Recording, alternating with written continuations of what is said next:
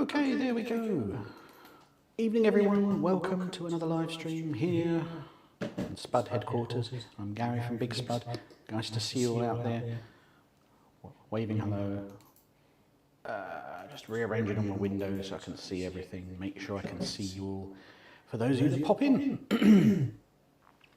So it's a Friday evening, very, very cold here in the UK. Not as cold as the northerly parts of the UK, but it's certainly very chilly. Hence, wearing short sleeves like an idiot.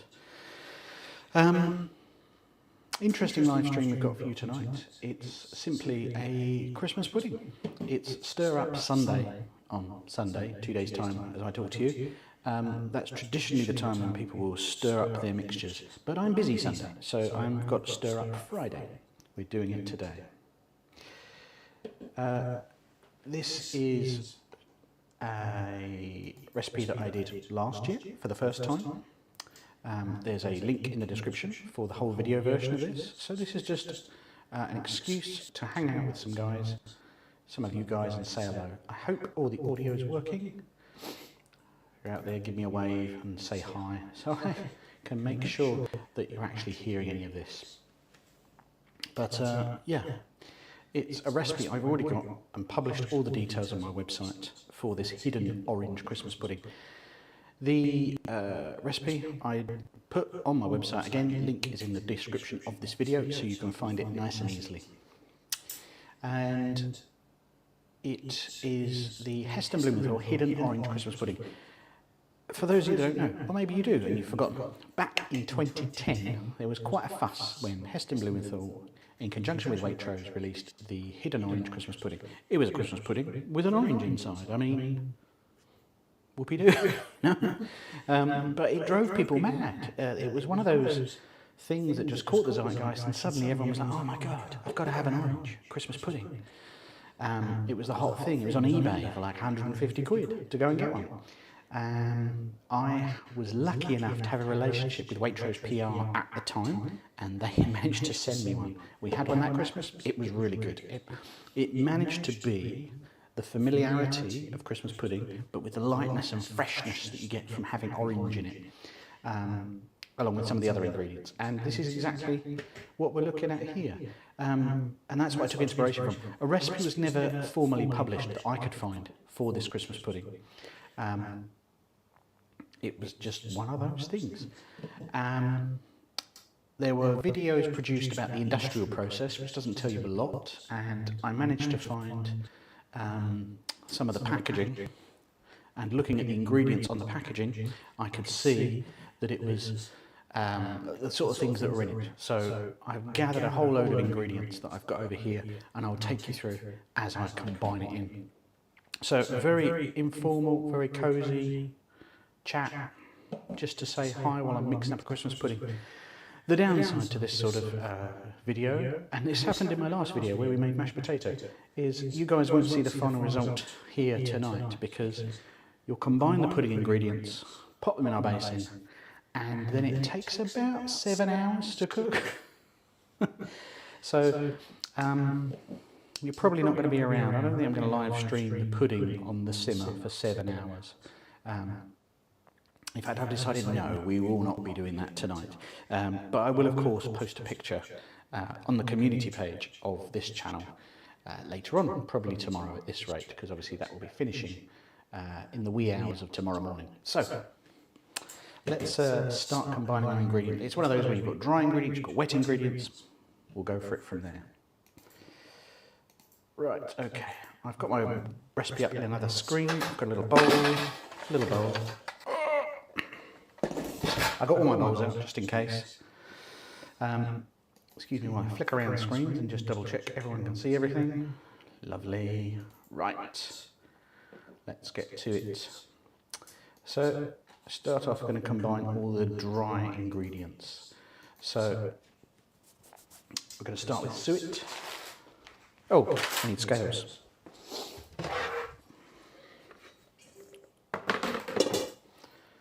So, yeah, start with suet. Suet is, if you're not familiar with it, it's the fat taken from around the organs of animals. Lovely, isn't it? But it makes delicious. It's where you get dumplings from and where you get other plum puddings and typical things. But it occurred to me earlier, where is vegetable suet from? And I don't know. So the ingredients are the wonderful palm oil, our friend rice flour and sunflower oil. So it's just fats combined together. Obviously, if you use a meat fat, you'll get a slightly savoury flavour. In fact, I think I've got some, so I'm just going to grab that. It's only over here.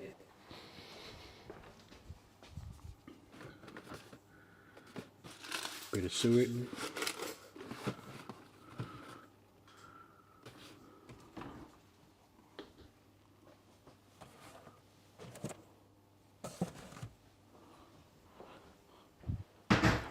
Thought I had some? I was wrong. Suetless. So I'm just going to use this vegetable suet. About 125 of. Again, I'm not going to run through all the ingredients and what have you while we're here because all the description, I'm just following the instructions that I wrote out last year. So 125 of suet. Super stuff. And some brown sugar.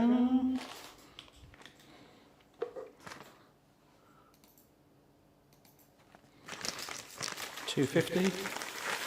Reckon that'll be all of that and a bit more.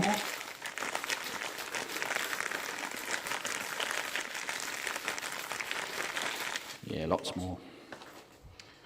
I've got another brown sugar, thankfully. Obviously, I didn't have the entire recipe, as I was describing earlier, for this pudding when I was trying to reverse engineer it. So I leaned on that absolute classic, and that's Delia Smith's recipe. I mean, Delia Smith's Christmas is a classic of the genre, and if you need something for your Christmas spread, Christmas dinner, do you know what? My first place is I check what Delia's book says about it. And so the sort of baseline of the recipe, I guess the ratios is probably a better word to say, comes from Delia. And the rest is sort of reverse engineered from the packets of Heston Blumenthal's Hidden Orange Pudding. Some self-raising flour, just a little bit. I'm shocked how little flour is in this, just 75 grams. It doesn't really seem worth it. But there you go.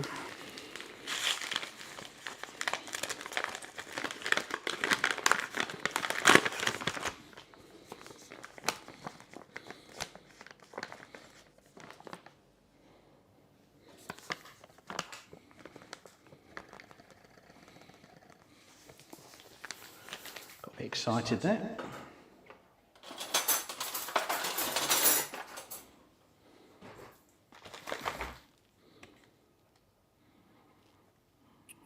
There we go, the first casualty of the night as the flour goes there. Let's get it out of the way. What are we broadcasting? Excellent, okay. What next? And now we move on to our spices. We've got cinnamon and mixed spice. No cinnamon challenges here.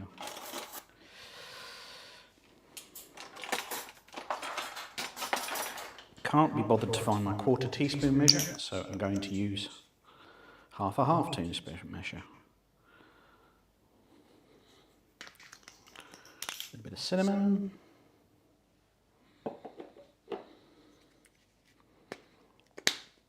And some mixed spice.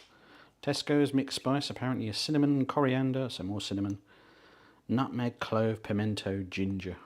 Obviously, you could do all those things yourself. I'm going to be nice and heavy-handed with that because it's nice to have some spice in it. Right, what's next? Now we have our fruit, mixed fruit of any kind. So I've got a whole bunch here that I'm going to use.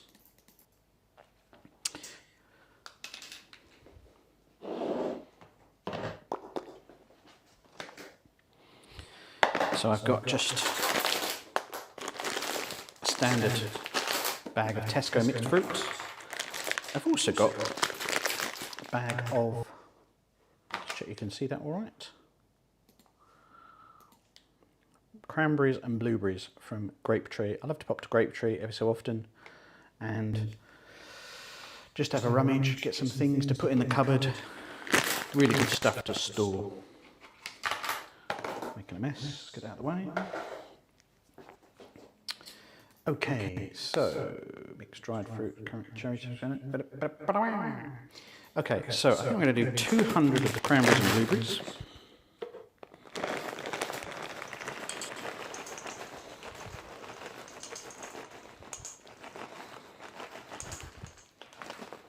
A bit more. And then 300 of this fruit. And I'm sure there'll be some baking over the next few weeks where I can throw a bit of mixed fruit in. Actually, one I really like, that's one I really like is Barrabrith, the Welsh tea loaf.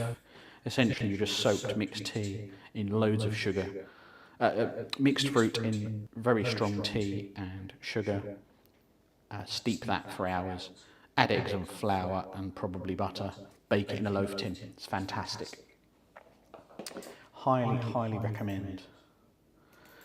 So I'm just going to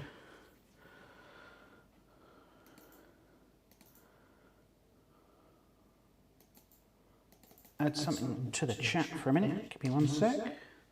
But you're going to have to choose which spoon I use.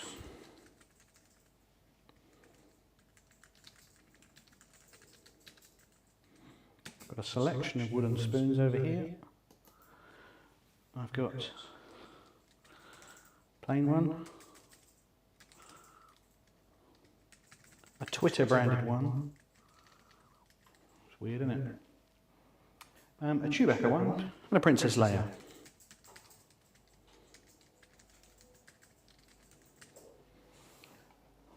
Let's pop that in the chat.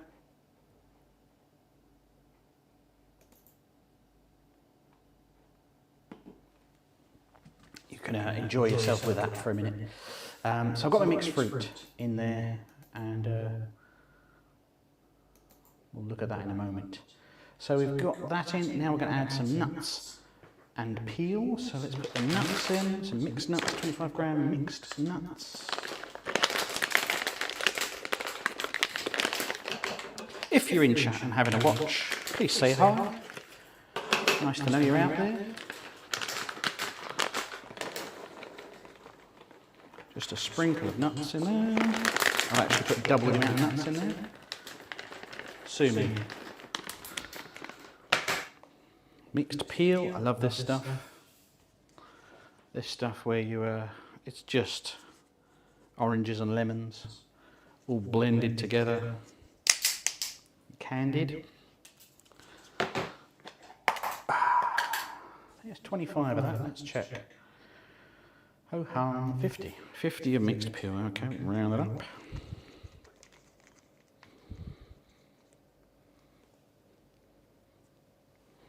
Oh, it's so sticky, my fingers are absolutely glistening with sugar.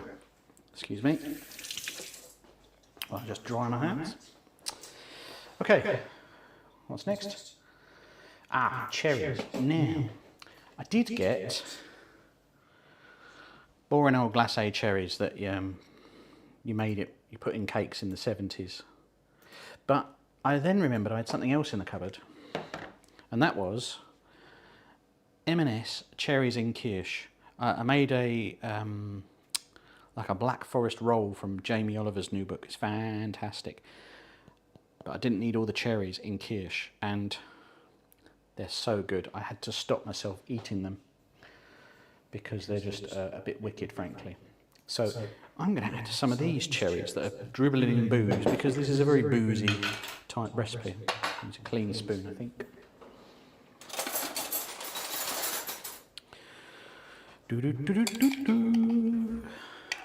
How much of this? I didn't notice. 50 grams. Whew, the stench of booze coming off here is mad. Just going to reset my scales because I'm going to lose track of what I'm doing.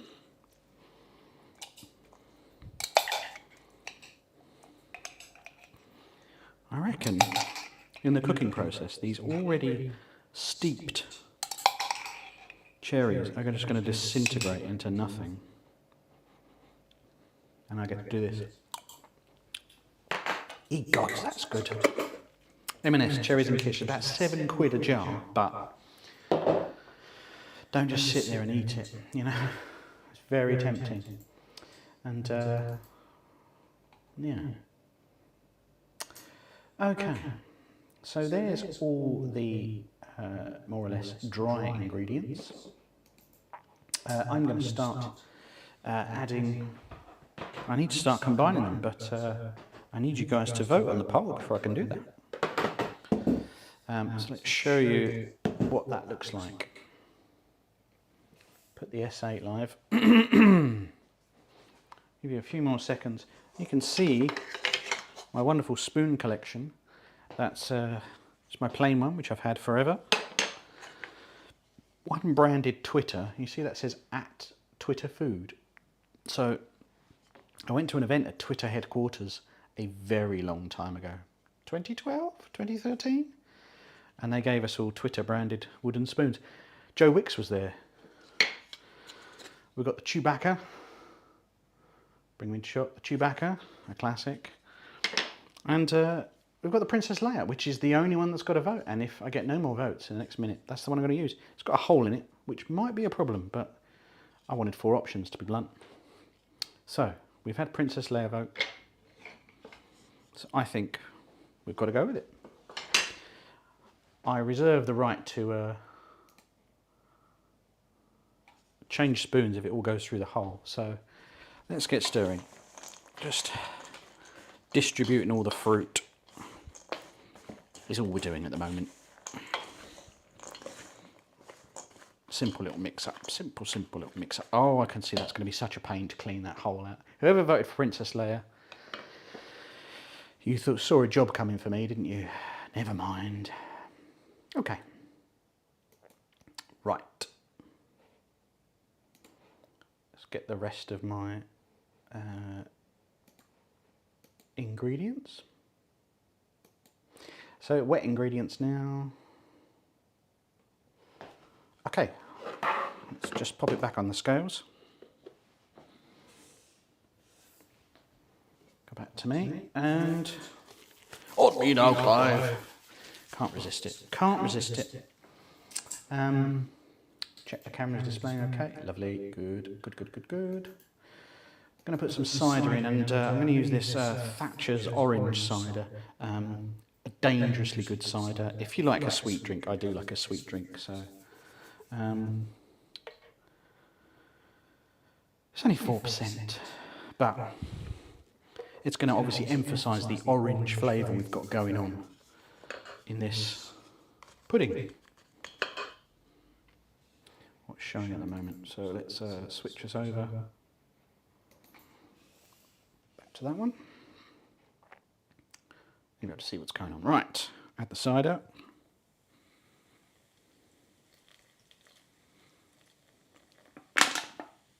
It's the perfect amount because I sampled it yesterday to make sure it was okay. What else do we need? Cointreau and eggs. Cointreau, that lovely orangey flavoured liqueur, obviously. You can add any booze you want, it doesn't matter, but Cointreau seems on target for this. And I think I'm gonna, oh, you forget, you don't use Cointreau that often. And it's so sweet that the cap crystallises.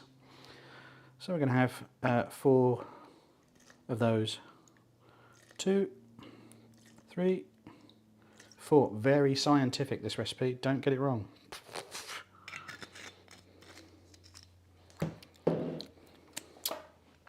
Lovely. Okay. And 2 eggs. So let's chuck a couple of eggy boys in.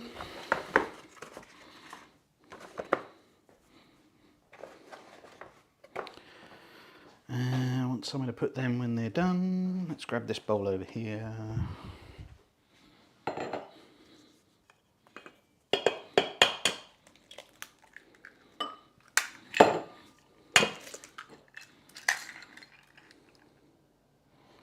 A little bit of shell got in there.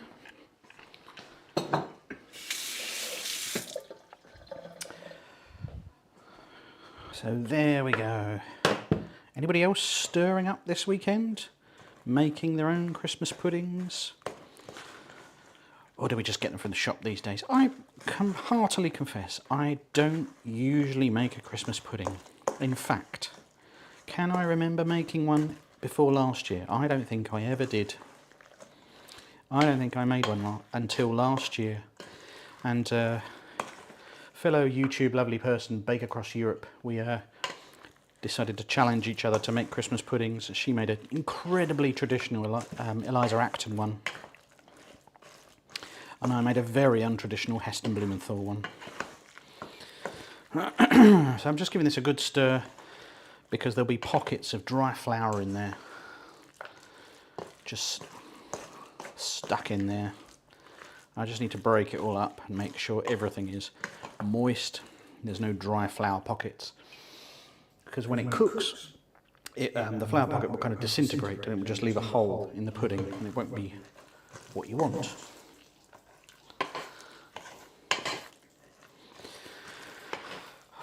This is a very stiff mixture. It's given me quite the workout.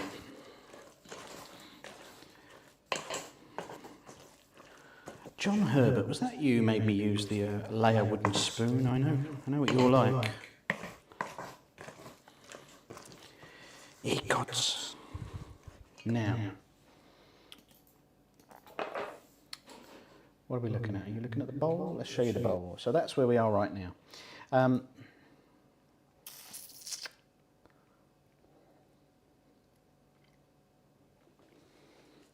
I think this is too wet. I suspect the extra moisture from the cherries, it's too sloppy. It needs to be a little bit stiffer, not too stiff, but I want it stiffer than that. I really want to make sure we can, yeah, it should drop off slowly. So, touch more flour. Maybe 20 grams at a time. Big tablespoon, whatever you want. Just know people really like having measurements. Wipe it off my fingers.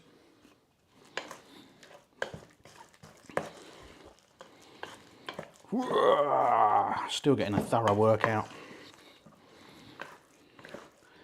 Yeah, that's much closer. I might need a touch more, I think.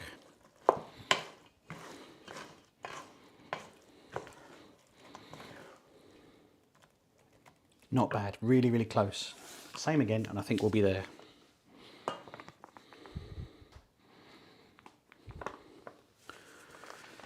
If you're in the chat, please feel free to jump in and say hi. Good to see you. I've usually got a night bot in there, a little bot that asks loads of questions and prods you to do things, but he's not there. He must have gone asleep. I'm very happy to have a chat. If you want to say hi, ask a question, tell us what you've been doing, what you're having for dinner, plans for the weekend. Easy, easy. Oh, that's a bit better. Look, can you see that? Just dropping off the spoon, real slow, real slow.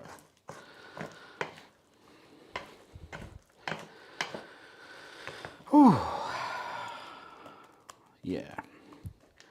Nice sloppy mixture, which is not a word you usually like to use to describe food, but that's all we've got. Let's just not beat around the bush here. Right, let's pop him away. And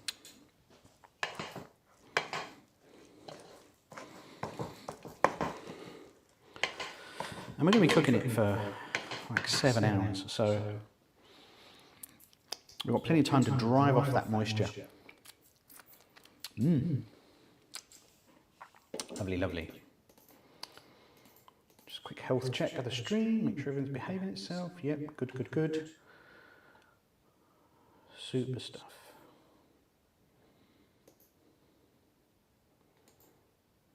Just rearranging some windows. I'll sort that out in a minute. Okay, now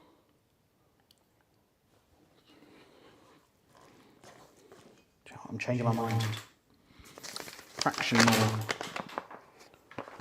flour into that.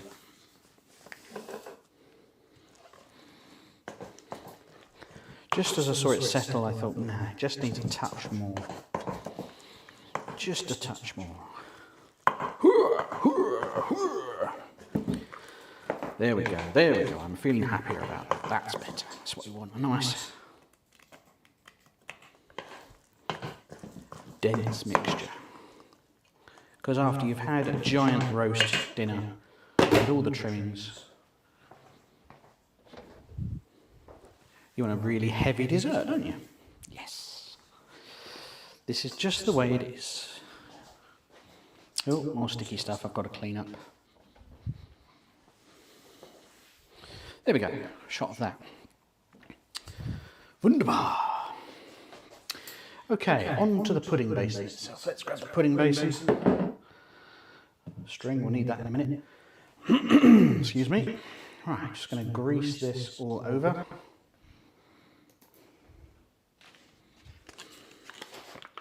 Just using a butter paper that I finished yesterday. Grease it really well.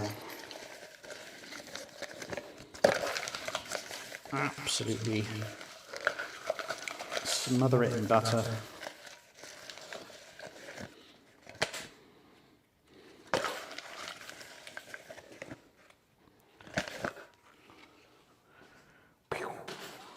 Leave that over there. That's exactly where I wanted it to go. Okay, are we showing the bowl right now? No, let's show the bowl. You see what you're doing? Excellent. Let's add in now about a third of the pudding mix. So I'm just going to switch angles so I can see what I'm doing. Lovely.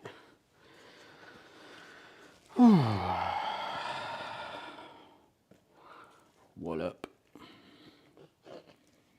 There we go. An incredibly precise third.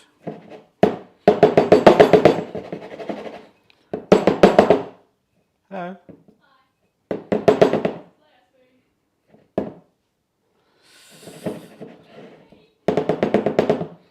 Good.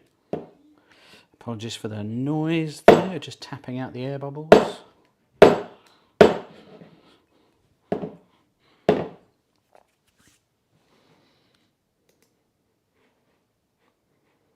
And now the star of the show. Let's get the orange. So, all afternoon, I've been simmering this orange in a mixture of sugar, liquid glucose and marmalade. And you can see these sort of pock marks. That's where I've stabbed it all over with a skewer so that the syrupy liquid can get in. So I'm going to drop that into my pudding.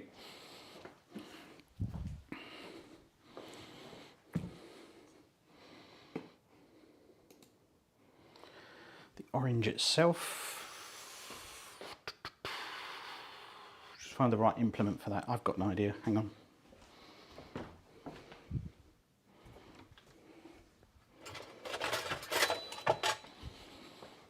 Let's get a nice spider so I can drain it off.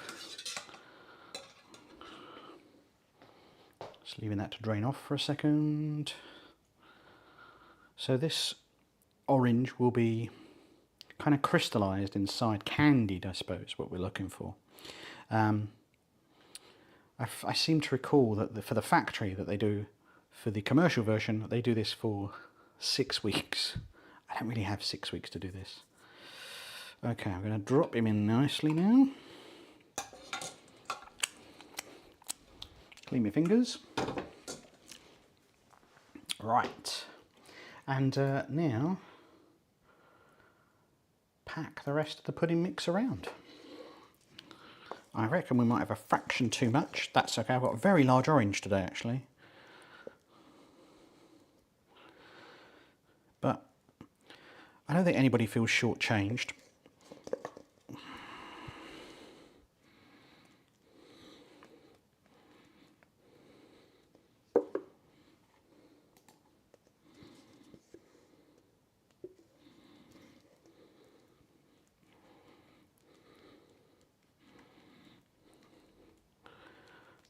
So I've got like a few tablespoons of mixture left, but I'll just put that to one side for a minute. Right, just going to bump this now, which is just going to release any air pockets.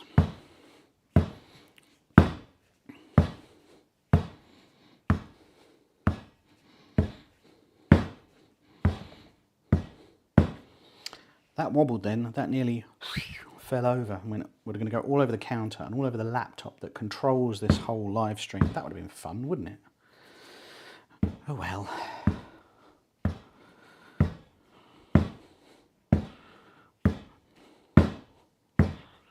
I think that's done everything it's going to do now. Little bubbles of air around it. So I think now we're at the position where we're going to wrap it and put it in a position where we can get it steaming. So let's go. Bit of baking paper, first of all.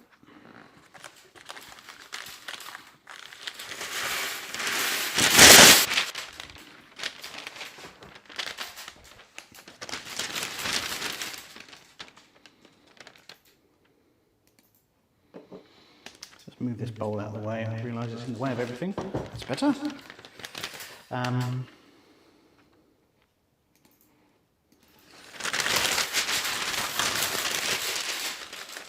Pop that on top. Now, being baking paper, it should be easy to that off when it's finished. And then we'll go foil as well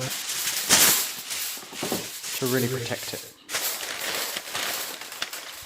Lean into it, wrap it all over.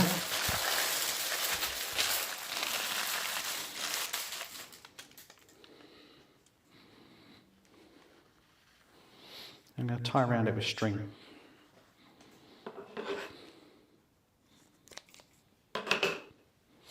Just to secure that in place.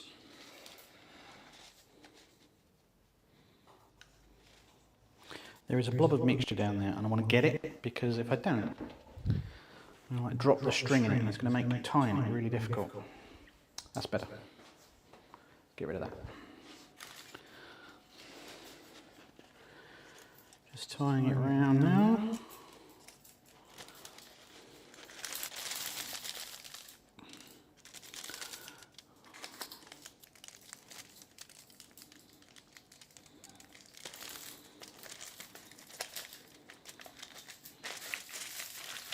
Because what's going to happen to it now is I'm going to stick it into a large pot to simmer and steam, and without that string it could be tempted to just raise the foil and paper off, and that's not what I want.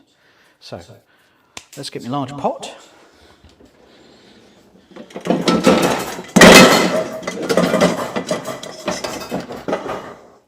So many things I should have got out before.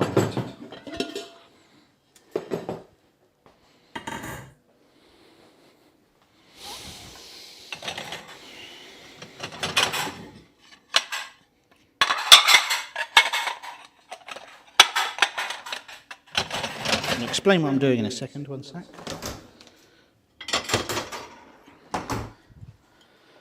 So,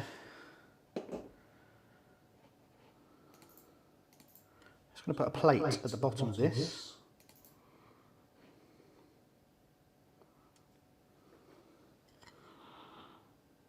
And let me switch camera angles so you can see what the hell I'm up to.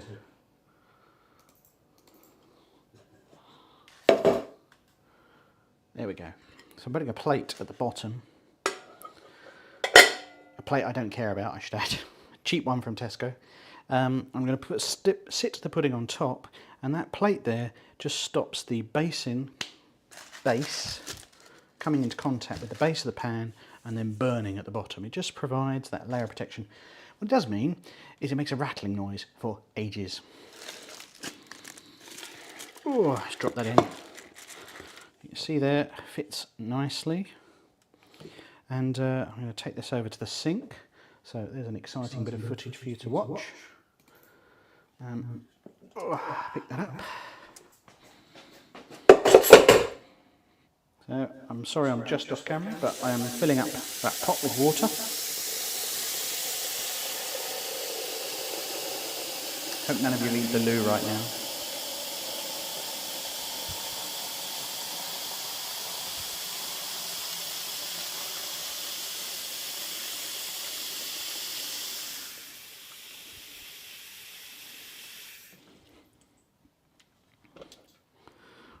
Oh, she blows. Okay. Yeah. So there it is, submerged in the water. Lid on and simmer. I'm going to simmer that for a mere 7 hours, which, if I've read that right, means I'm waking up at 2:30 to turn this off. So that was cleverly done, wasn't it? Great idea to do this as a live stream. But I'm going to pop this on the hob now.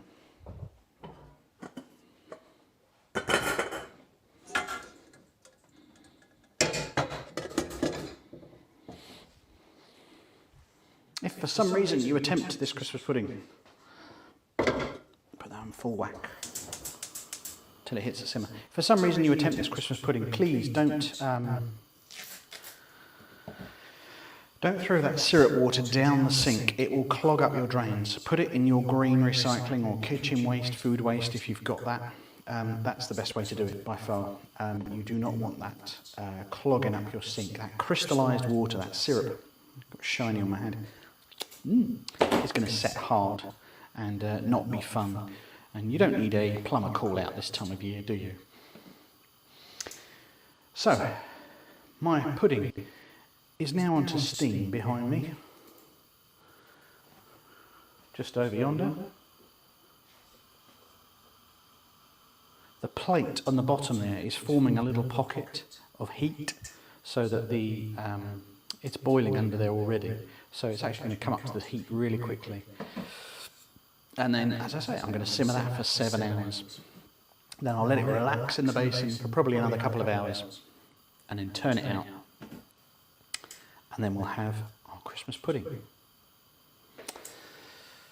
So, there we go. That's all my Christmas pudding stuff done. That's my prep. I just want to drop in and share it with some of you guys and say hi. I will put the finished one up on the community page. You can also have a look at how I did last year. There's links around. I can hear it making noises. There's links around under the description that will tell you, you can go and watch how it got on last year. It was really good and people asked me to do it again, so I did it again. It's a great recipe. Is it authentic to the Heston one? I can't say, but I think it's pretty tasty. I think it's pretty good. So, yeah. Anyway, that is all from me. I've been Gary from Big Spud. Thank you so much for tuning in and watching. I'm wearing my Father Christmas pudding polo, and it's been great hanging out with you. Can I be among the first to wish you a Merry Christmas? And if you're stirring up this Sunday, happy puddings. Enjoy. Thanks very much, and I will see you soon.